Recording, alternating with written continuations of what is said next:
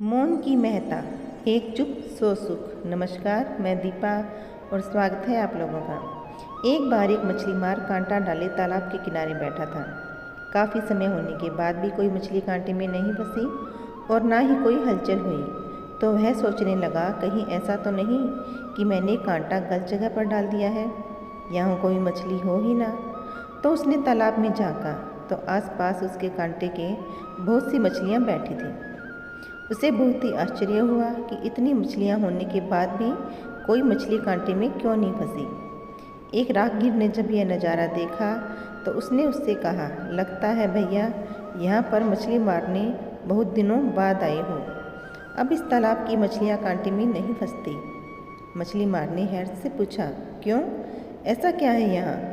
तो राहगीर बोला, पिछले दिनों तालाब के किनारे एक बहुत बड़े संत ठहरे थे। उन्होंने यहाँ मौन की महत्ता पर प्रवचन दिया था।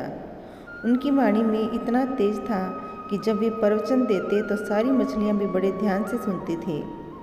यह उनके प्रवचनों का ही असर है कि उसके बाद जब भी कोई उन्हें फंसाने के लिए कांटा डालकर बैठता है तो ये मौन धारण कर लेती है।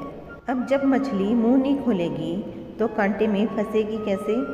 इसलिए बेहतर यही होगा कि आप कहीं और जाकर कांटा डालें। परमात्मा ने हर इंसान को 2 आँख, 2 कान, 2 नाक, हर इंद्रियाँ दो ही प्रदान क्यों की हैं, जबकि जीवा एक ही दी है? इसका क्या कारण रहा होगा? क्योंकि यह एक ही अनेकों भयंकर परिस्थितियाँ पैदा करने के लिए पर्याप्त है। संत ने कितनी सही बात कही कि जब मुंह नहीं खोलोगे तो फंसोगे कैसे?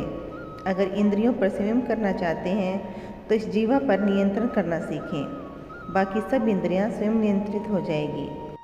और अगर हमें अपने जीवन में सुखी रहना है तो यही बात हमें भी अपने जीवन में धारण कर लेनी चाहिए।